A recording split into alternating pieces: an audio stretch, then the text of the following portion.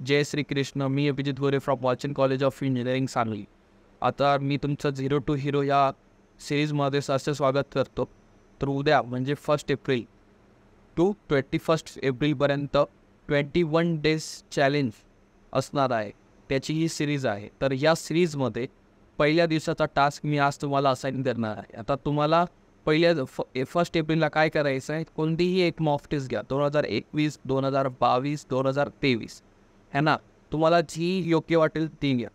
आता त्याच्यात जसं रिअल टाईममध्ये मॉक टेस्ट असते ना, जसे की फिजिक्स केमिस्ट्रीला 1.5 तास असतो आणि मॅथला 1.5 तास, तसा तुम्ही घ्या. एक टायमर लावा 1.5 तासाचा आणि फिजिक्स केमिस्ट्री स्टार्ट करा. पहिले केमिस्ट्री द्या, 20 to 25 मिनिट्स फॉर केमिस्ट्री आणि all remaining time for physics. Okay. आता त्याच्यातही तुमचं कसं होऊन जातं, सर्वे क्वेश्चन होऊन जातात. आता सर्वे क्वेश्चन होऊन जातात, काही क्वेश्चन नाही झालेत तर त्यांनाही वेळ द्या. जे उरलेल्या रिमेनिंग टाईममध्ये असतील ना, त्याला परत अटेंड करा आणि टाईम द्या थोडासा, की होतं आहे का.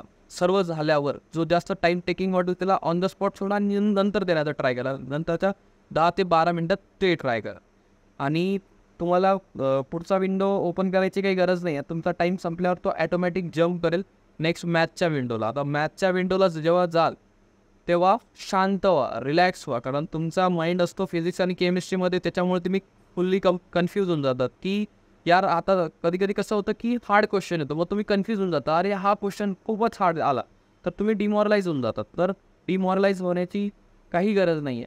शांत व्हा, नेक्स्ट क्वेश्चन करत जा. एखादा खूप सिम्पल क्वेश्चन येईल, तो 21 येऊ द्या की 22 क्वेश्चन नंबर येऊ द्या, कोणताही येऊ द्या, का पहिलाच येऊ द्या, तर कोणताही आला तरी चालेल. तो जो इझी क्वेश्चन येईल तो पहिले द्या, तो झाल्यावर दुसरा द्या, मग नंतर हार्ड देण्याचा ट्राय करा. कसं आहे, तो हार्ड क्वेश्चन सॉल्व करण्याच्या नादात तुम्ही इझी क्वेश्चन विसरून जातात आणि त्याला चुकवून टाकतं.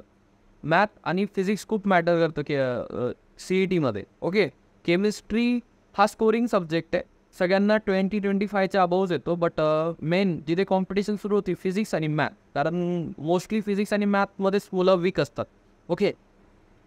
सो हे ट्राय करा. त्याच्यासाठी मी काही रूल देतो. आता कोणतीही मॉक टेस्ट उचला, ठीक आहे. तर मॉक टेस्ट झाल्यानंतर ती दुसरा नियम की ॲनालिसिस करा. की ॲनालिसिस मी जशी दिली होती तसं मेन्शन करतो की तुमचे जे करेक्ट आले आणि सोल्युशन बघा. त्याच्यानंतर जे करेक्ट आले त्याला राईटची फुली द्या, जे रॉंग आले त्याला रॉंगची फुली द्या, ठीक आहे. आणि जे बोनस क्वेश्चन आहे, जे आउट ऑफ सिलेबस आहे, त्याला फ्री म्हणून डिसाईड करून टाका, ठीक आहे.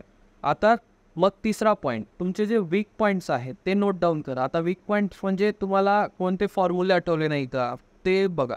ओके. आणि त्याच्यानंतरचा 4th रूल आहे की 10 मिनटं द्या आणि स्वतःला क्वेश्चन्स विचारा की ॲक्च्युली मी कुठे स्टक होत होतो आणि कुठं कन्फ्यूज झालो आणि कुठं माझे मार्क्स गेले, है ना. आणि पाचवा रूल, आता तुम्हाला कितीही स्कोर आला असेल, कोणाला 200 पैकी 10 आला असेल असंही बोलतो, कोणाला 200 पैकी 50 आले असतील, कोणाला 200 पैकी 80 आले असतील, तर तुम्ही एक एम करा, गोल ठेवा की आता मला 10 पडले ना, तर पुढच्या एक्झामला मला 30 पडतील. त्याला 30 पडले तरी एम करा 60 पडतील.